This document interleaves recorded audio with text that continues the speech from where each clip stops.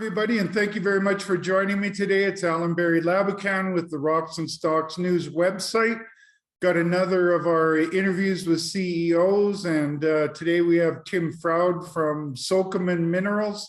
Sokoman is a good friend of the show, as a sponsor of our website, helps us bring all our work together and provide it for you, the investors out there. Yesterday, they had some really good news out. Their key project is the Moosehead project, but they've got this alliance with Benton that has now generated an exciting project for gold, and they've also got another project with lithium. So the news yesterday was Sokoman intersects gold in all 5 drill holes over 5-kilometer strike length, confirming extensive gold system at Grey River.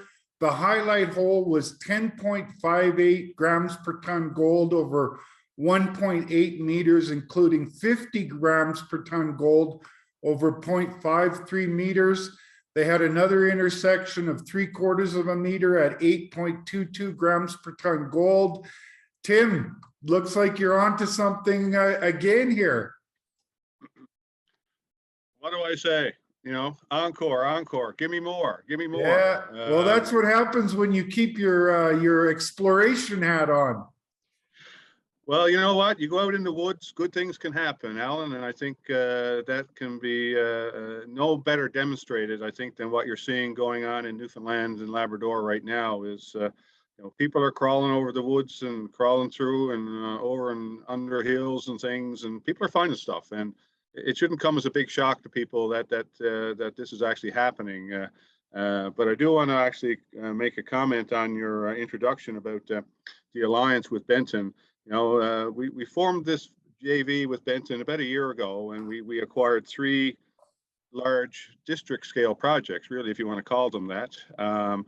And so far we've made very exciting discoveries on 2 out of 3. You know, I know there's a song out there by the same name, 2 out of 3 ain't bad, but you know what? I think there's still more to come on on those projects. And of course, we can't forget, as you correctly pointed out, our flagship project, the Moosehead, is an ongoing program and will continue, I think, to deliver outstanding results moving into the future. But yeah, yesterday's news, it was a little while coming. We didn't rush those samples as we do with the Moosehead stuff, simply because we didn't want to compete with ourselves for rush assays. It doesn't make sense. So, not that we don't think any less of Grey River, mind you, but there was time to tell that story. Sorry, Jim, I was pretty impressed with what you guys saw as you were kicking rocks around there. And just to bring everybody up to speed, why don't we do a share screen? And you can go over some of the details about where Grey River is and what got you guys kicking rocks around there, and now putting it in the drill hole, which is the most important. No problem, Alan. Here it is. Okay, can you see that? There we go. Yep. Okay, well, this is for those that are new to your show and maybe even new to this company. This is Newfoundland out in Eastern Canada, and basically the world has finally woken up to what Newfoundland has to offer in terms of its mineral endowment.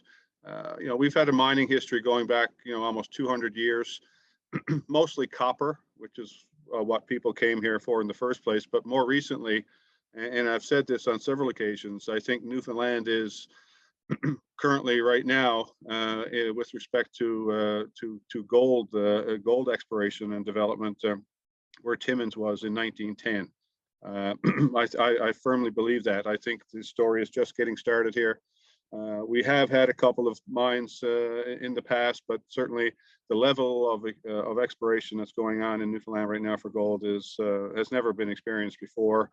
And when you've got some of the world's biggest names in the gold mining business saying this is the place to be, we're saying it's about time.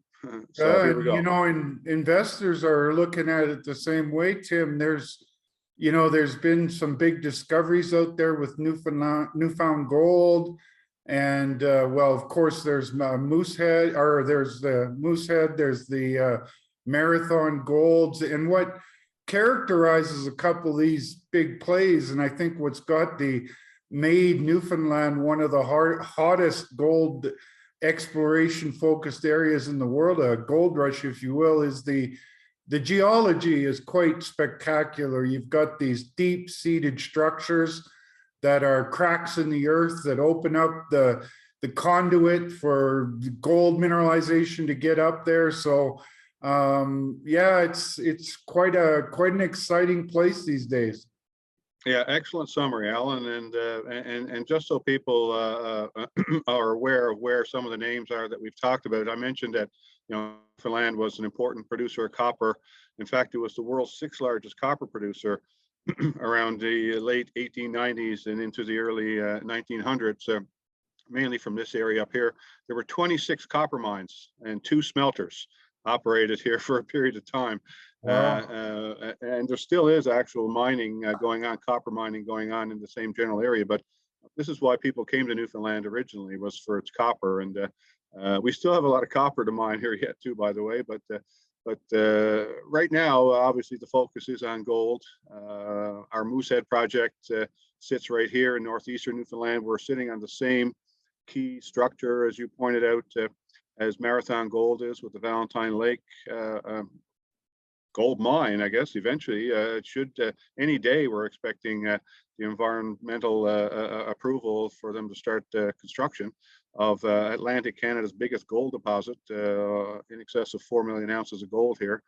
And on that same structure, if you go down to the southwestern tip of Newfoundland, you find the Matador mining project, Cape Ray, which in itself has a very good chance, I think, of becoming a producing mine in the not too distant future, with over 1 million ounces defined here. So yeah, structure is key. And I think it's finally becoming obvious to the exploration community at large that Newfoundland does have these favorable structures, basically from coast to coast. These things rip right through the entirety of Newfoundland. So you don't need to be in the middle or on the end. You can be anywhere along these structures, really, and find significant gold. So let's get into the Grey River stuff, because that's looking pretty exciting. You got a couple hot holes in there in a big area. Yeah, again, Grey River was quietly flying under everybody's radar forever until Benton and ourselves decided to drop some claims on it about a year ago, and it became very obvious to Steve and I, Steve Stairs, the president of Benton, that this is a project we really don't need to do much prep work on. The history of this project, actually, and I'll bring it up here now. I wanted to ask you, Tim, about the Benton JV. I mean, first of all, the Stairs family is very famous for their prospecting skills. And so you've got a great partner there. And how does that deal work, Tim? Oh, absolutely. No, we couldn't have a better partner. Absolutely.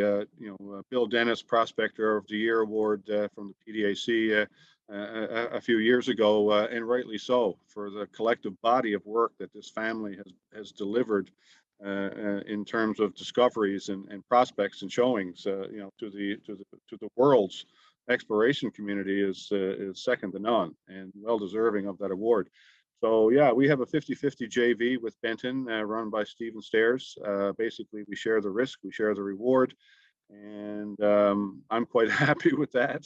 To be honest, I couldn't think of a better group to share the rewards with, and I think we're starting to demonstrate the possibilities that exist on this property, which is why we staked it. Now, great partner from also that the whole family has been recognized for their skills, and they're good at walking around looking down old-fashioned geology, and I think that's paying dividends here already.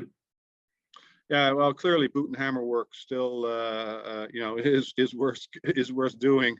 And I'm a big fan of that. In fact, I'm in the field as we speak. I'm out on the Moosehead property where we've got 3 drills working right now.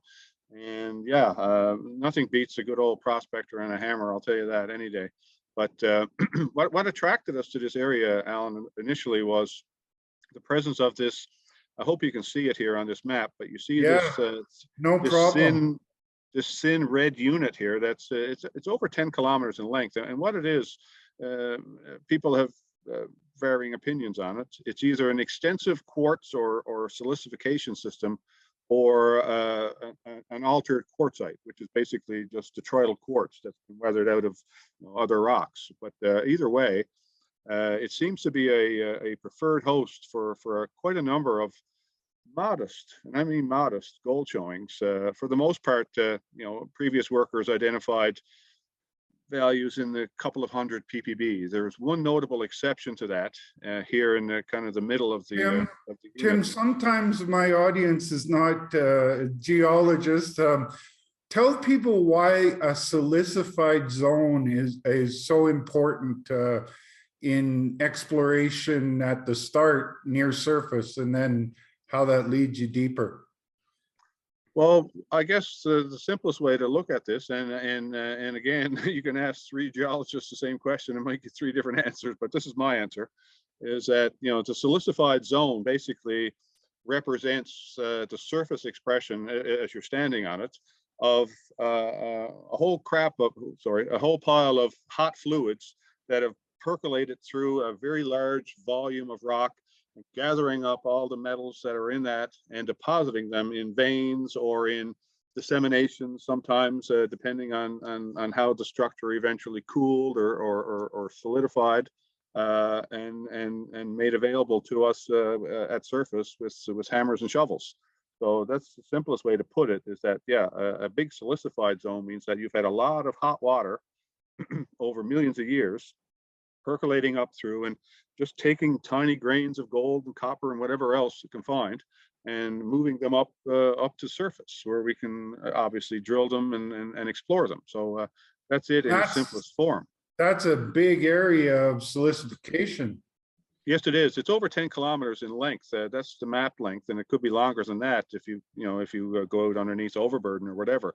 But we focus on basically, and I'll move on now to to another slide here. Okay, so here's where we drill our 5 holes, and this is actually magnetics that you see here. So as you can tell, there's some linear magnetic anomalies there that probably represent areas of magnetite mineralization, for instance, or pyrrhotite, And which are there's magnetic some, minerals. are those faults in the black that are associated with those mag anomalies? This is actually VLF anomalies. These are actually geophysical anomalies, which in themselves represent a different type of target, in that they're conductive. So they could either be sulfides, which is what we would be looking for here in this case, because we know the gold historically and through our own work recently that gold occurs most commonly with sulfides. So if you've got accumulations of sulfides that are thick enough or dense enough, you'll get these what we call conductors, and that's what you're seeing here. So those are conductors, okay, and they're right. They follow some mag highs. They do, but interestingly enough, some of them actually seem to cross-cut through. Here you can see an excellent example of cutting through a mag anomaly. So it could also be a shear zone with a bit of water on it, or graphite, or something else that would be conductive. And graphite, of course, carbon is a very, very powerful conductor. You don't need a lot of graphite to make a target. So it could be either or. In this case, we don't want it to be graphite, because we know the sulfides are what carry the gold. So we want it to see tested, and that's what hole 5 tested, which was the last hole we drilled in the program. Hole 1, which was the featured hole, basically was a step out from the edge, if you will, of the target, the conductor. But what we were chasing here was a known occurrence. In fact, if we now move on to the slide that we featured in the press release, if you see right here, there's a little dark shaded area. You can see my cursor. Yeah. That's an old blast pit, probably 40 or 50 years old. That I won't call them old timers, because that's really not that long ago, but in my lifetime.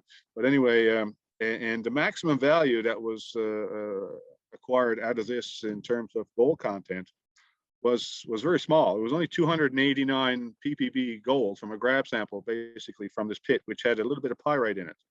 So we decided to set up on this target because gold is gold. And you know what? Sometimes good things can happen when you drill underneath the gold occurrence at surface.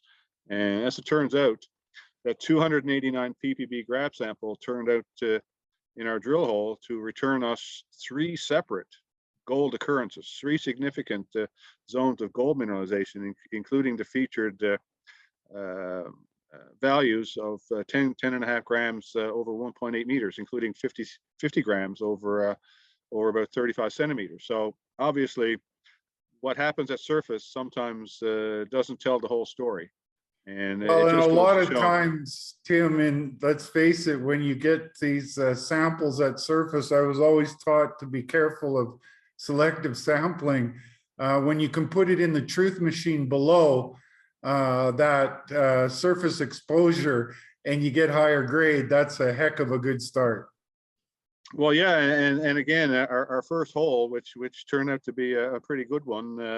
Again, it looks like we seem to be doing pretty good with batting on our first holes on properties. Moosehead was our first hole, was 12 meters of 45 grams, and the rest is history on that one.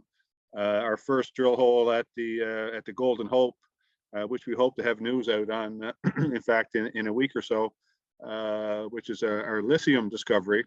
The first hole there actually returned visible spodumene mineralization. I'll leave it at that until the assays are finally announced.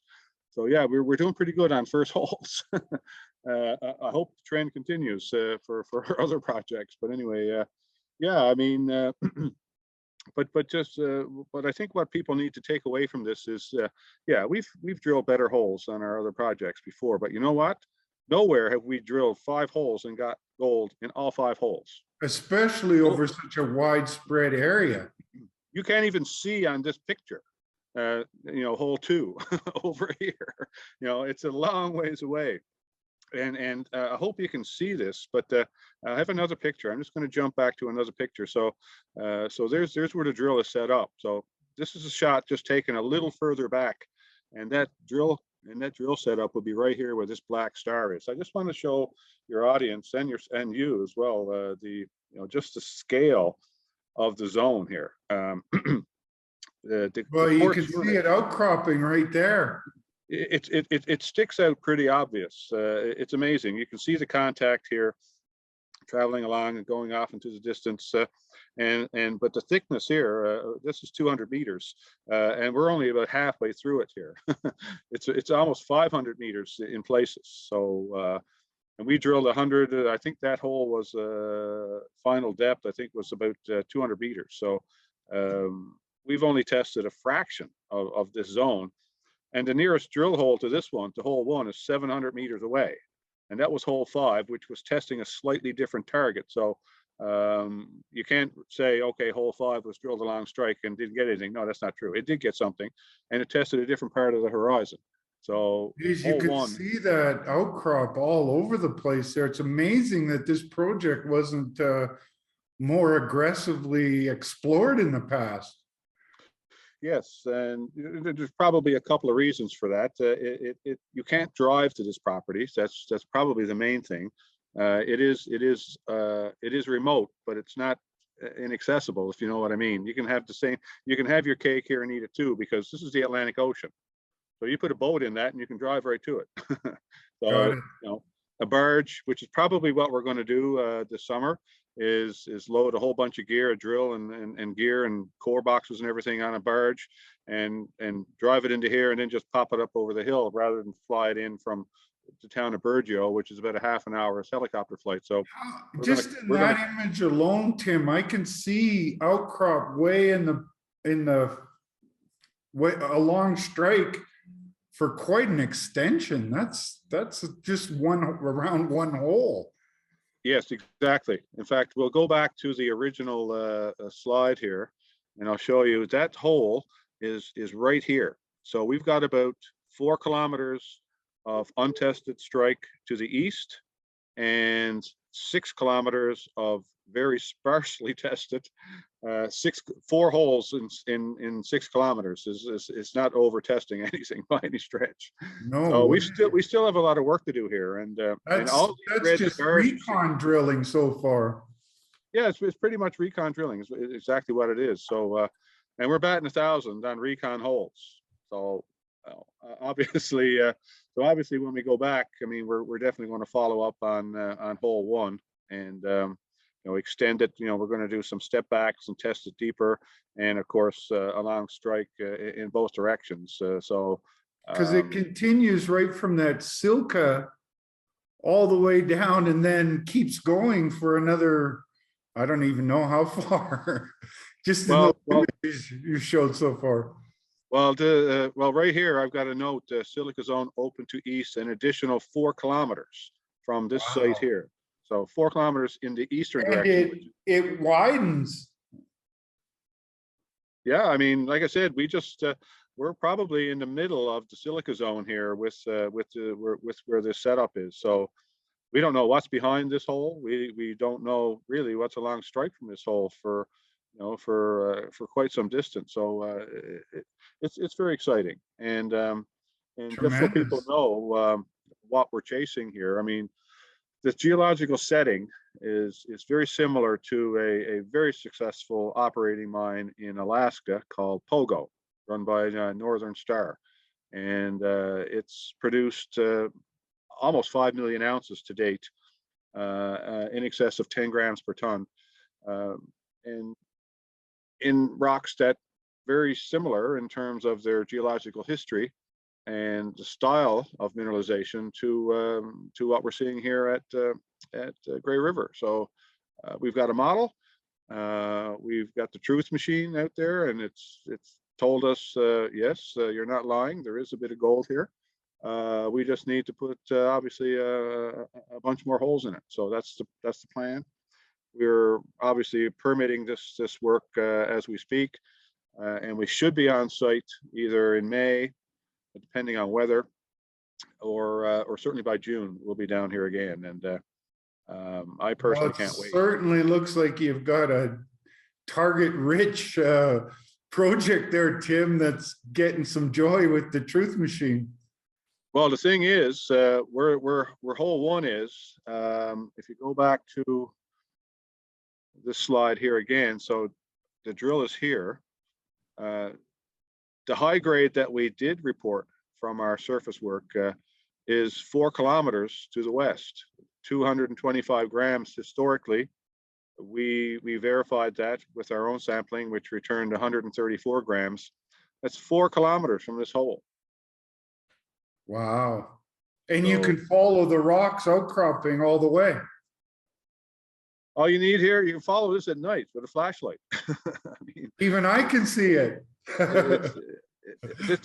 This is really a pretty cool picture, actually, now when I see it. And the lighting is perfect here to highlight you know, the silica zone, and these are the metasediments. It kind of looks like the striation of the rock is pointing in towards that hole 1. Am I reading that correctly? Well, actually, you can get an apparent dip, and it's pretty close to what the true dip is from this picture. Basically, the rocks are dipping at about a 45-degree angle to the north. North is to the right of the photograph. You're looking straight west here. Okay. So you're looking at in a north. So they're dipping north. So basically, you set up and you drill this way to get the correct way to test this. So there could be multi structures or features here. Yes. Ah, that's what I'm looking at.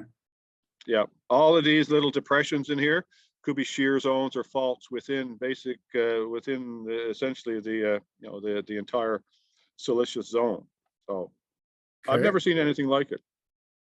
Yeah, it looks pretty impressive just looking at the pictures.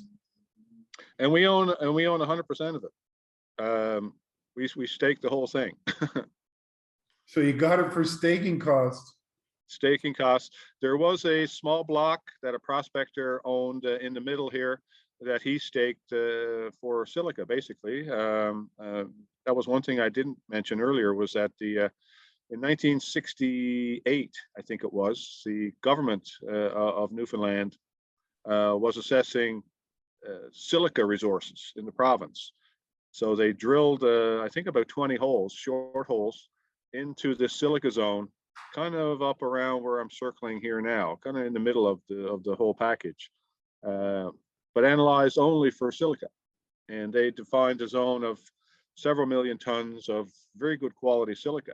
So if we don't get a gold mine, maybe we'll have a silica mine. Who knows? I like your chances for gold. I prefer dealing with gold as well. Yes, Yes. gold is, gold would be my preferred choice here, but leave no stone unturned, obviously, as Yeah, no doubt. as Golden Hope is teaching us with our lithium discovery. So, oh, and by the way, the lithium discovery would be way over here somewhere, a little bit further away. Tim, I think we've got a good rundown on the Grey River, and you've opened up the door to give us a couple updates. You're currently at Moosehead, and you're awaiting results from Moosehead drilling, and then also on your lithium stuff. Which do you want to talk about first? Well, let's well, obviously Moosehead, we've got 3 drills going here, and we've had 3 drills going now for several weeks now.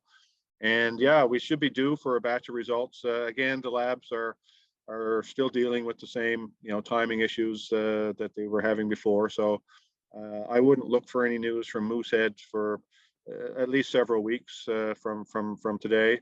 However, we do have word from the lab that our lithium results, a different lab, still still almost as long a time frame, but anyway, on our lithium, at least the first hole, we should have some results from the first hole in very short order. I would suspect maybe even next week we could be putting out news on some lithium. And I was there. I logged all of the holes we drilled. We drilled 5. We attempted a 6th hole that we lost due to bad ground conditions, but not before it collared actually in a pegmatite dike that had a bit of spodumene in it. So yeah, even short holes sometimes can deliver something for you. But Well, yeah, I'm really excited.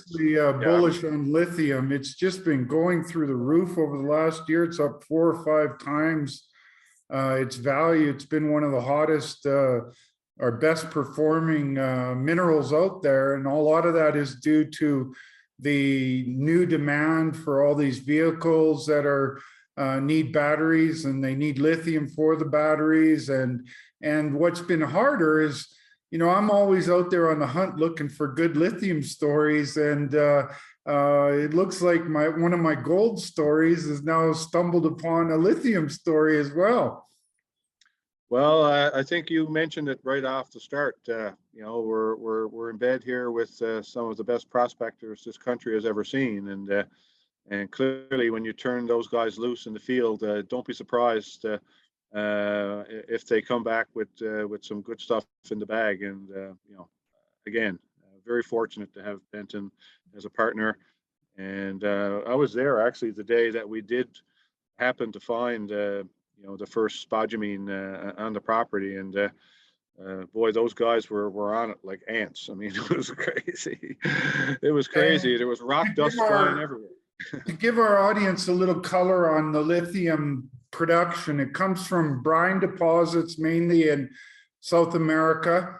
Then you've got this spodumene, which is your hard rock underground mining in Australia.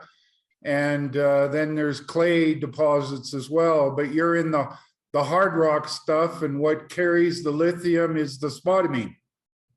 Exactly, yeah, and again, I'm still learning a lot, obviously, about lithium, having obviously focused my my recent history of of my exploration career on gold, but. Lithium, spodumene is the main ore mineral for lithium, and it occurs in hard rock, generally in what's called pegmatite dikes, and these are kind of the last phase of a granite melt sort of thing that kind of collects all the oddball metals that are remaining in the soup, if you will, of the original magma, and deposits them in veins. Similar, they're basically, a dike is a vein. It's just a bigger vein. Like if you think of a quartz vein, most people think of quartz veins as something maybe a meter or two wide or something like that, or less, or even thinner than that. But a dike can be very extensive, tens of meters, in fact. But what we're seeing typically at the Kraken, which is what we've named this prospect, are dikes ranging from less than a meter up to 8-10 meters in thickness. And it's those thicker ones, obviously, that we're going to focus on moving forward. And our drilling, I just want to, while we're on the topic of the lithium, we drilled 5 holes. We started a 6th one, but we really only tested the discovery area. All we really wanted to accomplish with this first phase of drilling, Allan, was, do these things extend to depth? Do we know the dip and the strike of these things? And I'll tell you what, after the 2nd and 3rd holes, we thought we had it figured out. Well, not quite. Mother Nature can throw some surprises at you. So we had to turn the drill around and actually drill the 5th hole back towards the 1st hole, just to confirm what we got in the 1st hole. And sometimes you got to do that. It's just called exploration, and that's all we did, basically. So we've got 95% of the known exposures of lithium yet to test at Kraken. Our research in the historical literature of work that was done 20, 30, 40 years ago indicates that pegmatite dikes were noted in pretty well everyone's exploration efforts, but no one bothered to sample them because there was no market for lithium 40 years ago, really. Lithium's only been, a craze. And they stand out like a sore thumb, right, Tim? Yes, they can. Yeah. Yeah, they can. In fact, I'm not sure if I got anything here on the lithium or not. Do I have a picture? No, I don't. But anyway, I will show this. And here you can see, this is from our surface discovery. You can see these spaghetti-like crystals in the rock here.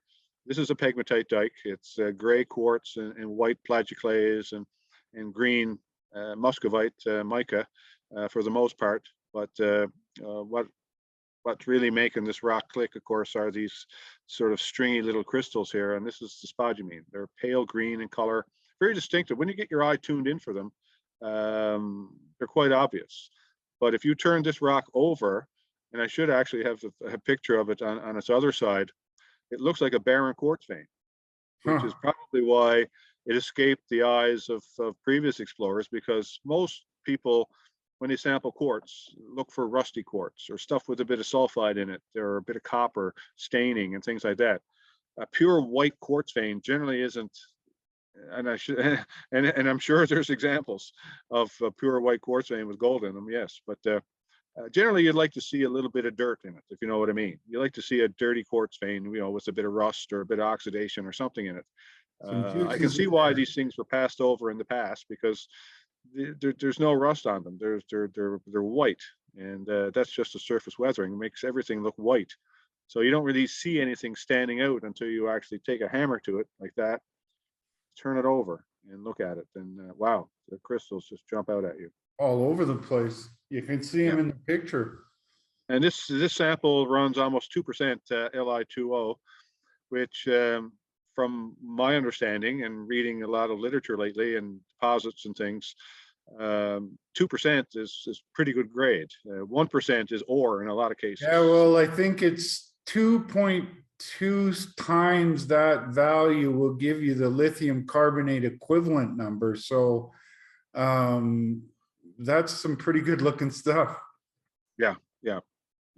It's ore grade. Absolutely. I'll go down a limb and say that. Yeah. So we just need to drill it off. We just need to prove up. And were you seeing a lot of that nice looking stuff in the core as well, Tim? Can't say that. I can't say. No, actually, you're going to hedge until you see the assays. I think some photos leaked out that showed some spodumene in drill core. Yeah, so we're seeing in drill core what we wanted to see. Good. Yeah. Yeah, no, we don't know anything until we see the assays, but it's obvious you're hitting the right kind of stuff. Yes, for sure. Yeah, and we have a lot more work to do here yet. Like I said, we really only tested 100 meters of of a 2 kilometer long known zone of spodumene dikes. And again, this is a swarm of dikes. They're not just. They're wide too, if I remember correctly. They're not narrow. They're wide, and they go for a long way. Well, we see all of that. We see narrow ones, we see short ones, we see skinny ones, we see wide ones. Like I said, we've tested 5% of the known extent of mineralized dikes here, so we still have a lot of work to do. Well, when you put that news out, let's see some drill core as well, so we can tie it all together, Tim. Well, I'm sure sounds like we'll be talking about it fairly soon. Actually, this is in our presentation. You can see them here. See these pale green, sort of. They look like grains of minute rice. That's what I liken it to. Are these gray green, sort of not opaque, but they're kind of, you can almost see through them. But anyway. And they're all over the place. And they're quite prolific through these things. There's some longer ones here, but yeah. So this is from hole 1, and I think we cut almost 9 meters of this type of stuff. And it looks similar to what you found in your surface sampling. Yeah, it's like I said, it's variable in the core. So what we'll get as an average, I'll be happy with with having, obviously a mineralized dike of that size is significant. And well, I like your chances to deliver grade. Time will tell. Okay, Tim, I think we had a really good update on Grey River. We got into the lithium, but it sounds like we'll get into that more soon on a new upcoming interview. Then you've got lots of stuff going on at your Moosehead. So I hope it's obvious to everybody that this is a multi-project company that can deliver for gold, that has the potential to has delivered for gold and the potential to deliver lithium. So I think you guys are onto some really good stuff there, Tim. Well, thank you, Allan. And again, hats off to our partners at Benton for the excellent job they're doing, shoulder to shoulder with us. And I think Newfoundland is the place to be, definitely, for more than one commodity. Awesome. Let me wrap it up, Tim. Okay, thank you.